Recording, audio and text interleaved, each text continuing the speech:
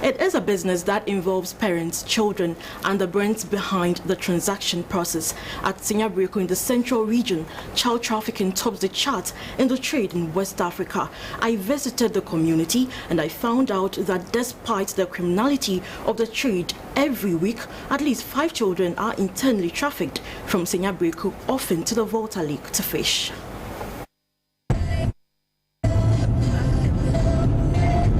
As I headed towards Senya Beraku, a fishing community in the central region, I kept wondering if truly parents and guardians sell their children or wards to traffickers in Yeji and other fishing communities in the Volta region. My thoughts were never far from the fact that Senya Beraku is one of the worst child trafficking hubs in Ghana, where children are peddled from the town to the Volta Lake or into the town to fish, and those who serve as child laborers.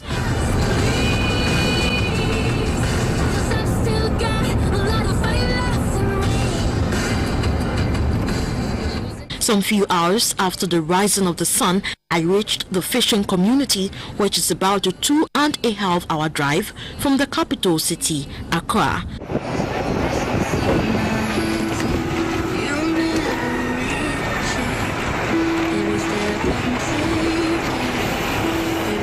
From house to house, I probed further, looking for answers to my questions on child trafficking in the community. It was a thorough search, and out of a good number of people who confirmed that some children at Senya Beraku are being sold into slavery for a fee of almost 500 Ghana cedis to work on the Volta Lake. Only 2 women, 52-year-old Ama Oriele and a fishmonger, Madame Dorothy Dugan, were confident to speak on camera and recounted some bizarre circumstances of the heinous crime.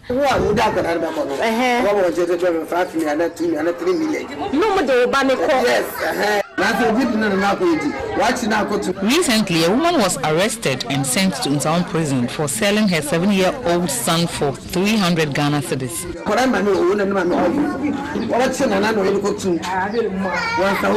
Stories of maltreatment of children who are victims of human trafficking on the Volta Lake are quite terrifying. Madame Oriele recounted heart-wrenching stories from victims fortunate enough to be rescued and sent back home. I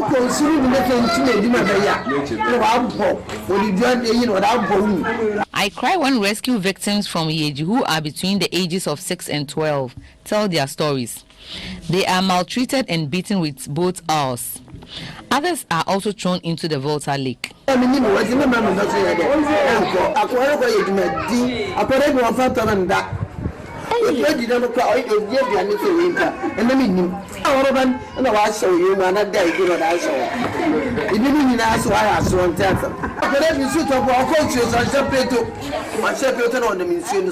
Madame Dorothy Dugan said, although parents who sell their children into slavery are heartless, poverty, lack of economic and infrastructural development in the community are major drivers of the act. Most parents in this community struggle to make ends meet because apart from fishing, there are no jobs here.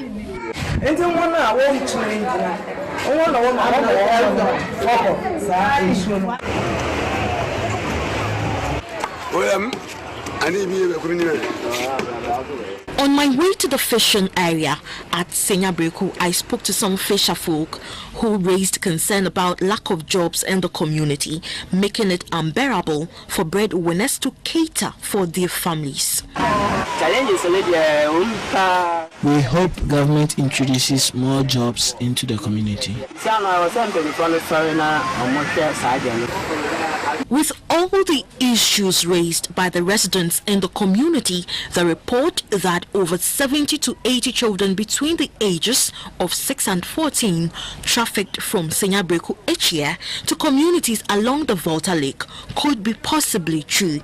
Well, if children in the community are truly sold into slavery, what is the fate of the children who work on the sea? Could they be child slaves, child laborers, or perhaps working for their fathers? Eager to find answers to these questions, I continued my journey to the fishing area.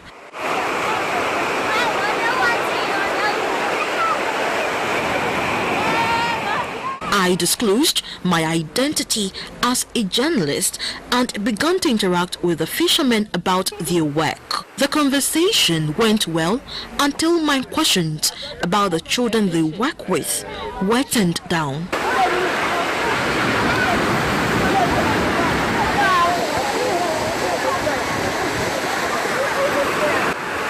I walked along the shores with a young man who prefers to remain anonymous and, for the purpose of the story, would be known as Kankam. Kankam, who had no knowledge of his surname, tells me about the daunting task involved in fishing and being on the sea from 3 a.m. to 5 p.m. when his day ends. Kankam, who could not tell me his age either, but assumed to be in his early teens, has had no education. According to Kankam, he started fishing when he was 5 years old and now works with 20 other young boys who are from Senya Beraku and other neighboring communities in the central region of the country. When I asked who he was working for, Kankam was not sure whether he was working for his father or a slave master. My persistence yielded no positive result. With reports of children being trafficked into the community or sold to slave masters at Yeji, Kankam might be working for his father or a slave master.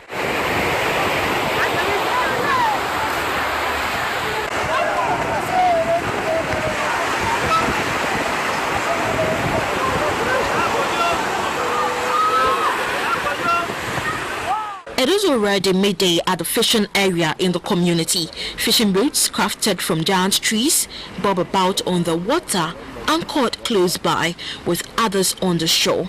This is where hundreds of the local fishermen make a living. Although on Tuesdays nobody goes fishing, activities do not come to a standstill along the seashore.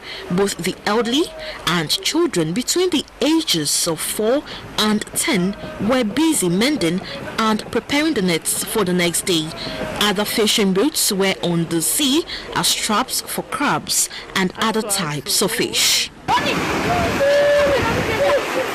Back from the sea, this boy, after performing all manner of tedious tasks with the elderly while fishing, helps to bring the fishing boat to a stable condition. After a few moments, the same boy was paired with another young boy who might be 10 years old to mend the net and prepare for the next catch. Just like this boy, who might also be working for his father or a slave master, with his chest exposed to the cold water and the weather, many of these boys go through this experience not only at Senya Beraku but in other fishing communities. The question to ask is, if it is estimated that more than 1,000 Ghanaian children are working as slave laborers on boats in fishing communities in the country, to what extent are these minors and teenagers going to bear the brunt of undesirable treatment and hazardous jobs? How well are these children of the land protected under the laws of human rights? For GBC 24, Oferiwa Dako, Senya Beraku. Indeed, there's quite a heart-wrenching issue that needs to be addressed. This has been another episode of My Journey, which highlights how child trafficking, an inhuman act, is devastating to the development and well-being of children at Senya Beraku.